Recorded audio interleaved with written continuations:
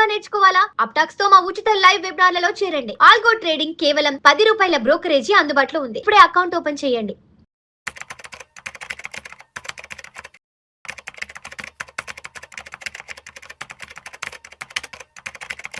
నమస్తే, welcome to Suman TV. నేను విష్ణు. ప్రస్తుతం నాతో పాటు amphi registered mutual fund distributor Madhavi Reddy గారు ఉన్నారు. మేడం గారితో మాట్లాడదాం. నమస్తే మాధవిరెడ్డి గారు. నమస్తే అండి. మాధవిరెడ్డి గారు, welcome to weekend market outlook analysis.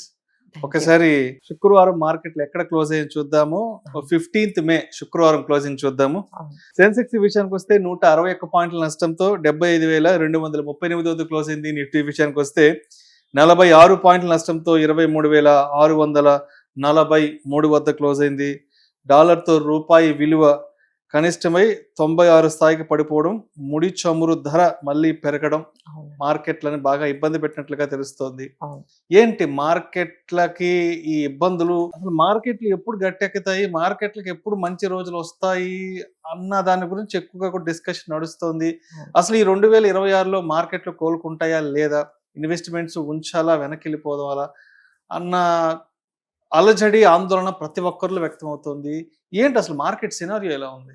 So అందరూ చెప్తున్నారండి, అంటే ఇప్పటి వరకు యుద్ధం వల్ల ఏదైతే ప్రభావం ఉందో అది ఇప్పటి వరకు మన వరకు రాలేదు, ఇప్పటి నుండి స్టార్ట్ అవుతుంది అని చెప్తున్నారు. అంటే ఆ ఏదైతే ఆ పెట్రోల్ పెంచడం కానీ, డీజిల్ పెంచడం కానీ, అది ఎలక్షన్స్ వల్ల అవనివ్వండి, ఏమైనా మన మీద వరకు వేయలేదు. ఇప్పుడు నుండి మనకి ఈ ఇంపాక్ట్ అనేది ఇప్పుడు ఖచ్చితంగా నెక్స్ట్, అందుకనే చెప్తున్నారు కదా, అన్ని సూచనలు పాటించండి, మీరు పొదుపు పాటించండి, మీరు ఈ డీజిల్ పెట్రోల్ వాడుకో తగ్గించండి, ఇలాంటివన్నీ చెప్తున్నారు. అంటే ఏంటి, ఇప్పటి నుండి స్టార్ట్ అవబోతుంది అనేది ముందస్తు హెచ్చరిక. ఇంతవరకు మన మీద ఆ భారం వేయలేదు, ఇప్పటి నుంచి మనకు ఆ ఇంపాక్ట్ ఏదైతే యుద్ధం వల్ల వచ్చే ఇంపాక్ట్ మనకి లాస్ట్ 2 months నుంచి యుద్ధం జరుగుతున్నా మన మీద ఇంపాక్ట్ కనిపించలేదు. జనరల్ గా అంటే స్టాక్ మార్కెట్ మీద కనిపించింది కానీ మన మీద కనిపించలేదు. ఇప్పుడు హౌస్ హోల్డ్ కి కూడా ఈ ఇంపాక్ట్ అనేది ఆల్మోస్ట్ స్టార్ట్ అయిపోయింది. మీరందరూ జాగ్రత్తగా ఉండండి అనేది. సో నెక్స్ట్ 2 quarters అంటే ఏదైతే ఈ యుద్ధం వల్ల వచ్చిన ఈ ఇంపాక్ట్ ఉందో, నెక్స్ట్ కార్పొరేట్ ఎర్నింగ్స్ ఆ నెక్స్ట్ 2 quarters మీద గట్టిగా పడబోతోంది అనే సంకేతాలు అయితే కనిపిస్తూ ఉన్నాయి. దానివల్ల మార్కెట్స్ అయితే చాలా నర్వస్ గా ఫీల్ అవుతూ ఉన్నాయి. అలానే ఇన్ఫ్లేషన్ కూడా ఇక మనకి ఆ ఇంపాక్ట్ కూడా ఆల్రెడీ కనిపించింది. ఏదైతే మనం అనుకున్నామో 3%, 4% మధ్య ఇన్ఫ్లేషన్ ఉంటే మంచిది అని, బట్ అది కూడా మనం దాటేసి 5%, 5.5% వరకు ఇన్ఫ్లేషన్ పెరిగిపోతూ ఉంది. సో ఇంపాక్ట్ అయితే ఇప్పుడు నెక్స్ట్ 2 quarters వరకు కనిపిస్తాయి. కాబట్టి సో మార్కెట్స్ అయితే కొంచెం కాషియస్ మోడ్ లోనే మనకి కనిపిస్తున్నాయండి జనరల్ గా. మరి శుక్రవారం నాడు మార్కెట్ నష్టాల్లో క్లోజ్ అయింది కాబట్టి, అంటే ఏ కంపెనీలు బాగా ఒత్తిడికి గురయ్యాయి? ఎస్పెషల్లీ ఈ చమురు ధరలు విపరీతంగా పెరిగిపోవడం, తర్వాత డాలర్ స్ట్రెంథెన్ అయ్యి రూపీ వీక్ అవడం వల్ల ఎస్పెషల్లీ శుక్రవారం నాడు అంటే బాగా ఒత్తిడికి గురైన సెక్టార్స్ ఆ స్టాక్స్ ఏ ఉన్నాయి. ఎంతో కొంత లాభాల్లో కొంత గెయినర్స్ గా ఉన్న కంపెనీ స్టాక్స్ ఏ ఉన్నాయి. సో ఇక్కడ మనం 2-3 అంశాలు జరుగుతున్నాయి. ఒకవైపు కార్పొరేట్ ఎర్నింగ్స్ ఇంపాక్ట్ అనేది కొన్ని స్టాక్స్ మీద బాగా మంచి రిజల్ట్స్ తో పాజిటివ్ గా కనిపించాయి, కొన్ని అయితే నెగిటివ్ గా కనిపించాయి. సో మనం టాప్ ఎర్నింగ్స్ రియాక్షన్స్ గానీ చూసుకున్నట్లయితే టాప్ లూజర్స్ అనేది మనం స్టార్ట్ చేస్తే డాక్టర్ రెడ్డిస్ ల్యాబొరేటరీస్ గానీ, లేకపోతే ఇన్ఫ్రాటెక్ బిల్డింగ్ గానీ, అర్బన్ కంపెనీ, హడ్కో, ఇలాంటివన్నీ కొంచెం తక్కువ కార్పొరేట్ రిజల్ట్స్ తో మనకు కనిపించాయి. గెయినర్స్ కొన్ని కార్పొరేట్ ఎర్నింగ్స్ కూడా చాలా పాజిటివ్ గా కనిపించాయి, లైక్ టాటా మోటార్స్ కానీ, సిప్లా, ఎఫ్కాన్ ఇన్ఫ్రా, యునైటెడ్ స్పిరిట్, ఇలాంటివి కొన్ని. అంటే మనకి ఎర్నింగ్స్ ఇంపాక్ట్ కొన్ని కంపెనీస్ మీద పాజిటివ్ గా కనిపించింది, కొన్ని నెగిటివ్ గా కనిపించింది. బట్ ఓవరాల్ గా మనం చూసుకున్నట్లయితే ఈ లాస్ట్ వీక్ లో నిఫ్టీ 2% పైనే మనకి పడింది. అలానే స్మాల్ క్యాప్ అయితే 4% పైనే మనకి ఫాల్ అనేది గట్టిగా కనిపించింది. సో ఇందులో మనకి ఎక్కువగా బాగా డ్రాగ్ అయింది రియాలిటీ సెక్టార్, బాగా డ్రాగ్ అయింది. కొంచెం పాజిటివ్ గా అయితే మనకి ఫార్మా సెక్టర్ అనేది మనకు కనిపించింది. సో ఇంకా అంటే ఈ రోజు మనకి అంటే ఈ వీకెండ్ లో మనకు వచ్చిన బ్యాడ్ న్యూస్ అంటే ఈ రూపీ ఫాల్. సో 96 అనేది అసలు చాలా అంటే ఆల్మోస్ట్ ఈ మొత్తం ఈ యుద్ధం స్టార్ట్ అయిన దగ్గర నుంచి దాదాపుగా ఫాల్ అనేది, రూపీ ఫాల్ అనేది చాలా ఎక్కువగా మనకి కనిపిస్తూ ఉంది. సో దానివల్ల ఎక్కువగా మార్కెట్ రియాక్ట్ అవుతుంది రూపీ. అంటే ఒకవైపు మనకి క్రూడ్ ఆయిల్ ప్రైస్ $100 అబోవ్ ఉందో అది ఎలాగూ మార్కెట్ మీద ప్రెషర్ పెడుతూ ఉంది. బట్ అంతకు మించి అంటే ఇప్పుడు క్రూడ్ ఆయిల్ ధర కన్నా మనకి ఈ రూపీ ఫాల్ అనేది ఎక్కువగా మార్కెట్స్ ని బాగా కన్సర్న్ చేస్తుంది. సో మేబీ వీఆర్ ఎక్స్పెక్టింగ్ మండేకి ఏమైనా ఆర్బీఐ ఏమైనా మెజర్స్ తీసుకుంటుందా, ఈ కరెన్సీ ఫాల్ ని ఈ విధంగా డిప్రిషియేట్ ఆపడానికి ఏదైనా చర్యలు తీసుకుంటుందా, ఆ క్యాపిటల్ అవుట్ ఫ్లోస్ ఏవైతే డాలర్ అవుట్ ఫ్లోస్ ఏవైతే ఉన్నాయో వాటిని ఏమైనా ఆపే చర్యలు ఏమైనా తీసుకుంటుందా అనేది అందరూ ఎదురు చూస్తున్నారండి. బట్ ఈ free fall of rupee depreciation మన మార్కెట్ మీద అయితే చాలా నెగటివ్ గా, చాలా ఒక బేర్ గ్రిప్ లో పెట్టుకుందని ఖచ్చితంగా చెప్పొచ్చు. అండ్ ముడి చమురు కూడా బ్యారెల్ ఆల్మోస్ట్ 3% అవునండి. పెరిగి $109.23 వద్ద కూడా ట్రేడ్ అవుతుంది. సో అక్కడ కూడా అంటే అక్కడ మనకి యుద్ధం కొంచెం తగ్గినట్టుగా కనిపించిన, అంటే సీజ్ ఫైర్లు కానివ్వండి, లేకపోతే ట్రంప్ అండ్ చైనా ప్రెసిడెంట్స్ అక్కడ కూర్చొని ఎలా అయినా హార్మోజ్ ని ఓపెన్ చేయాలి అది అనే ఒక డిస్కషన్లు ఇద్దరు అందరినీ పెట్టుకున్నారు. రిలీఫ్ లోకి తేవాలి. అందరిని ఎట్లయినా హార్మోజ్ ని ఓపెన్ చేయాలి, హార్మోజ్ ని ఓపెన్ చేయాలి, ఇదే ఎజెండా కింద ఇద్దరు ప్రెసిడెంట్లు కూర్చొని అక్కడ మాట్లాడారు. నెగోషియేషన్స్ వరకు అయ్యాయి. అలానే ఇరాన్ మీద కొంచెం ప్రెజర్ అయినా పెట్టి చైనా వైపు నుంచి కొంచెం అయినా వాళ్ళకి చెప్పి ఆ హార్మోజ్ ని ఓపెన్ చేయించాలి అన్నదే మనకు కనిపిస్తుంది. అంటే అందరికన్నా ఇప్పుడు ఎక్కువగా యుఎస్ ప్రెషర్ లో ఉన్నట్టుగా కనిపిస్తుంది. ఎందుకంటే అక్కడ 5% వరకు బాండ్ ఈల్డ్స్ పెరిగాయి. ఎప్పుడైతే 5% వరకు బాండ్ ఈల్డ్స్ పెరిగాయో అది వాళ్ళ మార్కెట్స్ కి కానీ లేకపోతే వాళ్ళ ఎకానమిక్ కూడా చాలా నెగిటివ్ గా వెళ్తుంది. సో వాళ్ళకి చాలా డెట్ భారం కూడా పెరుగుతూ ఉంది. సో ఇన్ఫ్లేషన్ ఈ విధంగా పెరుగుతుంటే అక్కడ కూడా మనకి క్రూడ్ ఆయిల్ ప్రైసెస్ పెరిగాయి. సో యుఎస్ నుంచి కూడా ప్రెషర్ అనేది బాగా ఫీల్ అవుతూ ఉన్నారు. ఎందుకంటే అక్కడ కూడా క్రూడ్ ఆయిల్ ప్రైస్ పెరగడం, ఇన్ఫ్లేషన్ పెరగడం, దానివల్ల ఇంట్రెస్ట్ రేట్స్ తగ్గించకపోవడం, ఈ ప్రెషర్ అయితే బాగా ఉంది. So maybe we're all expecting ఏమైనా కొంచెం ట్రంప్ తగ్గి ఈ నెగోషియేషన్స్ కానీ ముందుకు వెళ్ళి హార్మోస్ గానీ ఓపెన్ అయితే might things go better. So ఏమైనా వీళ్ళిద్దరి మధ్య జరిగిన ఏదైతే బీజింగ్ లో చైనాలో ఏదైతే ఈ ఇద్దరు ప్రెసిడెంట్లు చైనా అండ్ యుఎస్ ప్రెసిడెంట్లు కూర్చొని ఏమైనా నెగోషియేషన్స్ తీసుకొని ఏమైనా తీసుకొస్తారేమో, we are just hoping for that. But అది ఏమైనా పాజిటివ్ గా జరిగినా మన మార్కెట్ కి వెంటనే రిలీఫ్ అయితే కనిపించకపోవచ్చు అండి. ఎందుకంటే we're facing the problem of rupee fall. అంటే ఒకవైపు మనకి క్రూడ్ ఆయిల్ ధర తగ్గిపోయినా రూపీ అనేది కానీ ఈ విధంగా 96-95 ఉందంటే మాత్రం again markets will be in the bear grip in the next week. చూడాలండి ఏ విధంగా మన ఆర్బీఐ మెజర్స్ తీసుకొని మన రూపీని కొంచెం ఏమైనా ఒక 94 ఆ స్థాయికి తీసుకొస్తుందేమో. We are all watching this measures of RBI. And ఇంకొకటి ఏంటంటే మాధవిరెడ్డి గారు, ఇంతటి గందరగోళ పరిస్థితుల్లో కూడా ఒక సినారియో కొంత డిఫరెంట్ గా కనిపిస్తుంది. ఎఫ్ఐలేమో ఆల్మోస్ట్ 1329 కోట్లు బై చేశారంట, శుక్రవారం బై చేశారు. డిఐలేమో సెల్ ఆఫ్ 1959 కోట్లు సెల్ చేశారంట. ఇక్కడేంటి ప్యాటర్న్ మారింది ఏంటి ఇక్కడ? అంటే ఇక్కడ మనం అంటే ఒక రోజు వాళ్ళు బయింగ్ లో ఉంటున్నారండి, బట్ ఇమీడియట్ గా సెల్ ఆఫ్ లో ఉంటున్నారు. So almost FIIs sell off చూసుకుంటే దాదాపుగా 2.5 లక్షల కోట్లు వాళ్ళు మన దగ్గర మన స్టాక్ మార్కెట్ నుంచి అమ్మేసి వాళ్ళ డాలర్స్ అన్ని తీసుకెళ్లిపోవడం వల్లే ఈ విధంగా రూపీ ఫాల్ అవ్వడానికి కూడా ఒక విధంగా కారణమని ఖచ్చితంగా చెప్పొచ్చు. సో ఎఫ్ఐఎస్ సెల్లింగ్ అయితే కంప్లీట్ గా ఆగిపోలేదండి. మేబీ 1-2 ఇన్స్టెన్సెస్ లో ఒక 1-2 డేస్ లో, అంటే ఓవరాల్ గా మనం ఒక 7 days ఒక 10 days తీసుకుంటే 1 day వాళ్ళు బయర్స్ గా ఉంటున్నారు, బట్ మిగతా టైం అంతా కూడా వాళ్ళు సెల్లర్స్ గా ఉంటున్నారు. మెయిన్ రీజన్ ఏంటంటే ఈ పెట్రోల్ డీజిల్ ధరలు మనం వాళ్ళకి అర్థమవుతుంది ఏంటి, ఇండియాలో ఈ ఫిజికల్ డెఫిసిట్ బాగా పెరుగుతుంది, కరెంట్ అకౌంట్ డెఫిసిట్ ఎక్కువగా అవుతుంది, వాళ్ళు మేనేజ్ చేయలేకపోతున్నారు.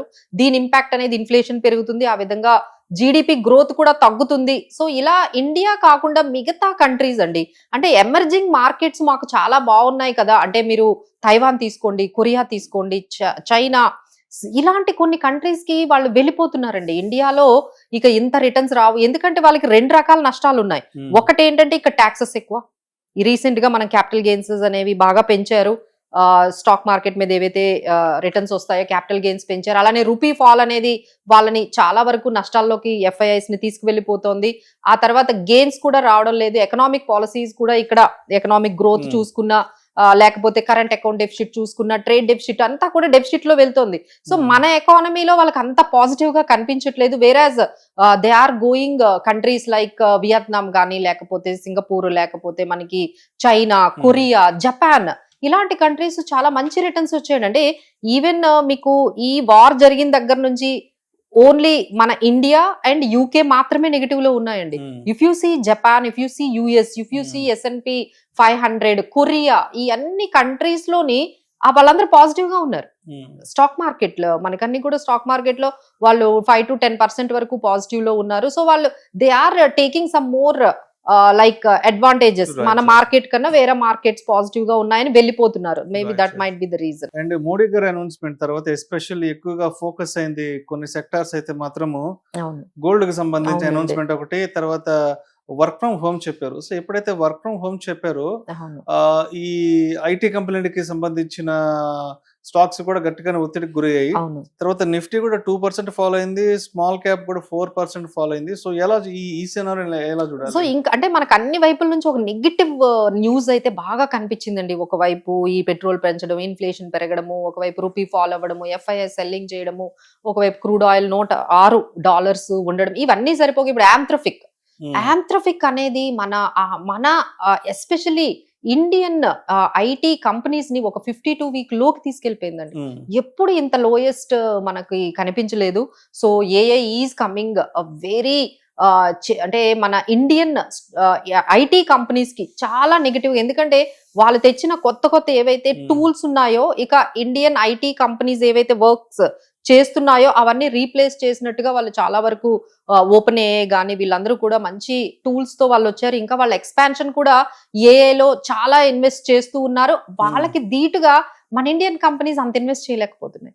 సో అది కూడా కొంచెం వాళ్ళకి నెగిటివ్ గా ఉంది. సో ఇండియన్ ఐటీ కంపెనీస్ అయితే చాలా వరకు ఈ యాంథ్రోపిక్ అండ్ AI ఓపెన్ AI వల్ల ఈ ఆర్టిఫిషియల్ ఇంటెలిజెన్స్ వల్ల అయితే చాలా వరకు నెగిటివ్ గా వెళ్ళిపోయి ఇదొక నెగిటివ్ న్యూస్ మార్కెట్ లో వెళ్తుంది. ఇంకా మీరు చెప్పినట్టుగా ఒకవైపు ఆయన గోల్డ్ కొనొద్దు అని ఎప్పుడైతే అనౌన్స్మెంట్ చేశారో, గోల్డ్ కంపెనీస్ ఎస్పెషల్లీ మనకి టైటన్ కానీ, లేకపోతే సెన్కో గోల్డ్, తర్వాత మనకి కళ్యాణ్ జ్యువెలర్స్, ఎస్పెషల్లీ ఈ గోల్డ్ కంపెనీస్, లిస్టెడ్ కంపెనీస్ అన్ని కూడా చాలా నెగిటివ్ గా అయ్యాయి. సో ఓవరాల్ గా ఇది ఒక్కటే కాదండి, ఈ రోజు నేను చూసిన లేటెస్ట్ న్యూస్ ఏంటంటే ఎయిర్ ఇండియా చాలా వరకు క్యాన్సిలేషన్స్ చేస్తుంది ఫ్లైట్స్. ఆయన చెప్పారు కదా ట్రావెల్ ఎక్కువ చేయొద్దండి, ఫారెన్ ట్రావెల్ చేయొద్దు అనగానే వాళ్ళు తగ్గించేస్తున్నారు, టూర్లకు వెళ్ళకూడదు అని చెప్పేసేసారు కదా. సో దాని వల్ల ఏంటంటే మీరు ఇండిగో కూడా చాలా ఫ్లైట్స్ క్యాన్సిల్ చేసింది, అలానే ఎయిర్ ఇండియా కూడా చాలా ఫ్లైట్స్ క్యాన్సిల్ చేశాయి, రూట్స్ కూడా తగ్గించేసుకుంటున్నాయి. సో ఈ విధంగా ఒక బిజినెసెస్ అన్ని కూడా కొంచెం వాళ్ళ ఆపరేషన్స్ తగ్గించుకుంటున్నాయండి. Maybe we don't spend much కదా, ఇప్పుడు మన స్పెండింగ్ కూడా అంతగా బికాస్ ఆఫ్ ఇన్ఫ్లేషన్ పెరగడం వల్ల ఇప్పుడు రీసెంట్ గా అమూల్ వాళ్ళ మిల్క్ ప్యాకెట్ కూడా పెంచారు. So it is coming to everywhere. ఇప్పుడు మీరు ఇక్కడ నుంచి అన్ని విషయాల్లో కూడా మీరు ఆ ఇంపాక్ట్ అనేది కనిపిస్తుంది. ఎప్పుడైతే మీకు పెట్రోల్ డీజిల్ పెరిగిందో మీకు ట్రావెల్ కాస్టులు పెరుగుతాయి, ట్రావెల్ కాస్టులు పెరిగాయి అంటే మీకు ఎకో సిస్టమ్ అంతా కూడా అన్నిటిలో కూడా మీరు హైక్ చూస్తారు. దానివల్ల ఏమవుతుంది, మీరు నేను ఎక్కువ స్పెండ్ చేయం. ఎప్పుడైతే మీరు నేను స్పెండ్ చేయమో బిజినెసెస్ ఆపరేషన్స్ అన్ని కూడా కట్ డౌన్ చేసుకుంటాయి.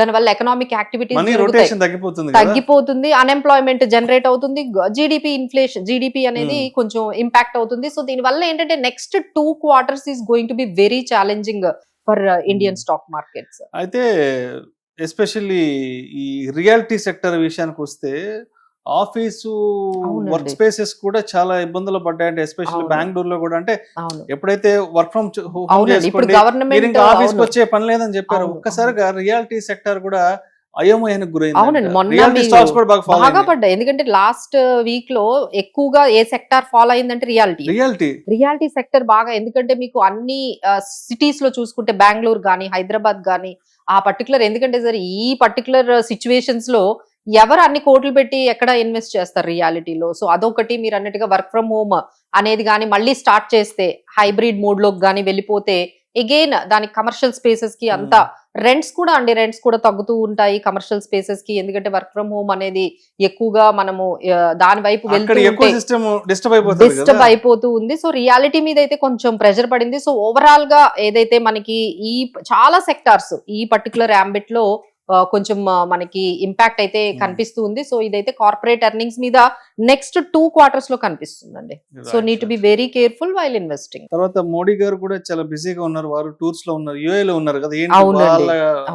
మోడీ గారి టూర్స్ ఎలా చూడాలి? సో అంటే ఫారెన్ ట్రావెల్ అయితే బాగా చేస్తున్నారండి. దాదాపుగా నెదర్లాండ్స్, ఇవల్ల ఒక ఇటలీ ఇలాంటి ఒక 5 countries కి వెళ్తున్నారు. అన్నిటికన్నా ఇంపార్టెంట్ ఆయనకి ఏదైనా విజిట్ ఉందంటే యుఏఈ. యుఏఈతో వెళ్ళి ఎల్పిజి గ్యాస్ గురించి, వాళ్ళ గ్యాస్ సప్లైస్ గురించి, ఎందుకంటే మనకి క్రూడ్ ఆయిల్ అయినా ఎక్కువ రోజులు మనము స్టోర్ చేసుకునే కెపాసిటీ ఉంది, కానీ ఎల్పిజి గ్యాస్ లేదండి. We cannot store the LPG gas. ఎక్కువ రోజులు మనం దాన్ని స్టోర్ చేసుకునే కెపాసిటీ మనకు లేదు. దాని ఇంటరప్షన్ అనేది చాలా గట్టిగా ఉంటుంది. సో యుఏఈతో వెళ్ళి ఆయన ఒక డీల్ మాట్లాడుకుంటున్నట్టుగా ఎల్పిజి సప్లై గురించి. సో ఇవన్నీ కూడా జరుగుతూ ఉన్నాయి. బట్ ఓవరాల్ గా చూసుకుంటే ఈ ఇంపాక్ట్ అయితే, అంటే యుద్ధం ఆగిపోయినా ఈ ఇంపాక్ట్ అయితే మన మీద ఉండడానికి ఎక్కువ ఛాన్సెస్ ఉన్నాయండి, అంటే ఫర్ లాంగర్ పీరియడ్. అదేవిధంగా ఇన్ఫ్లేషన్ గురించి కూడా మాట్లాడుకోవాలి. ఇన్ఫ్లేషన్ ఆల్మోస్ట్ 5.5% ఉంది. ఫ్యూల్ ఇన్ఫ్లేషన్ అయితే ఆల్మోస్ట్ 24% పెరిగింది. అవునండి. సో ఇది మనం ఆల్రెడీ అందరూ ఎక్స్పెక్ట్ చేశారు. ఏమని ఎక్స్పెక్ట్ చేశారు? ఎలక్షన్స్ అయిన వెంటనే మనకి పెట్రోల్ డీజిల్ పెంచుతారు, అనౌన్స్మెంట్ వస్తుందని అందరూ కూడా 3 రూపాయలు పెరిగింది. కానీ అనేది ఏంటంటే ఇంకా ముందు పెంచొచ్చు. This is just nothing. దీని వల్ల ఏవైతే ఈ అంటే ఆయిల్ మార్కెటింగ్ కంపెనీస్ లక్షల కోట్లు వాళ్ళు లాసెస్ లో ఉన్నారు. ప్రతి నెల లేకపోతే 1000 కోట్ల పైనే వాళ్ళకి ప్రతి రోజు కొన్ని కోట్ల లాసెస్ లో వాళ్ళు ఆపరేట్ చేయాల్సి వస్తుంది. సో మేబీ ఇది బ్యాండేడ్ లాంటిది. 3 రూపీస్ అనేది దాని వల్ల వాళ్ళకి ఏమీ ఉపయోగం ఉండదు. మేబీ ఫ్యూచర్ లో ఇంకొక 2-3 రూపీస్ పెంచినా మనం ఆశ్చర్యపోవక్కర్లేదు. అంటే ఈ విధంగా అంటే ఇంకొంచెం చూస్తారండి, ఇంకా $106, $105 ఇలానే కంటిన్యూ అయింది అనుకోండి, ఇంటర్నేషనల్ మార్కెట్ లో క్రూడ్ ఆయిల్ ప్రైసెస్ మళ్ళీ ఇంకొక లెవెల్లో మళ్ళీ ఒక 2-3 రూపీస్ పెంచే అవకాశాలు ఉన్నాయి. అలానే గ్యాస్ కూడా ఓ 10 రూపాయలు 15 రూపాయలు పెంచే అవకాశాలు ఉన్నాయి. సో ఇవన్నీ కూడా మనకి కొంచెం ఈ next 1 week is very important for the entire economy. ఒకవైపు రూపీ ఫాల్ ఏ విధంగా తగ్గిస్తారు, ఏమైనా యుద్ధం తగ్గితే మనకు కొంచెం రిలీఫ్ ఏమైనా వస్తుందా అనే ఆశ. సో ఈ రెండింటి మధ్య నెక్స్ట్ వీక్ అనేది చాలా ఇంపార్టెంట్. సో మొత్తానికి ఈ వీక్ అంతా కూడా మార్కెట్లు కంప్లీట్ నెగటివ్ లో ఉన్నాయి, అన్సర్టనిటీస్ లో ఉన్నాయి. అవునండి.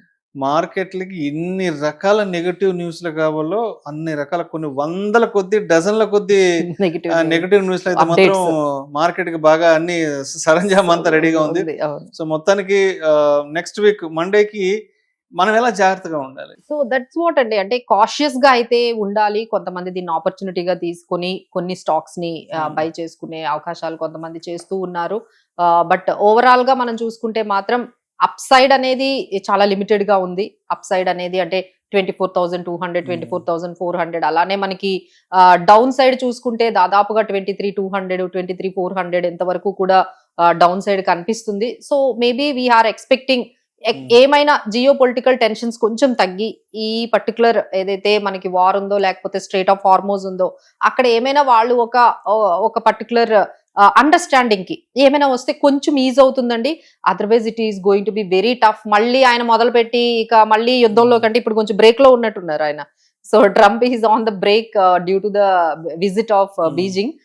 సో అక్కడ నుంచి మళ్ళీ బయటకు వచ్చిన తర్వాత ఆయన మళ్ళీ స్టార్ట్ చేస్తాడేమో, ఇంకొక రౌండ్ ఆఫ్ చేయొచ్చు.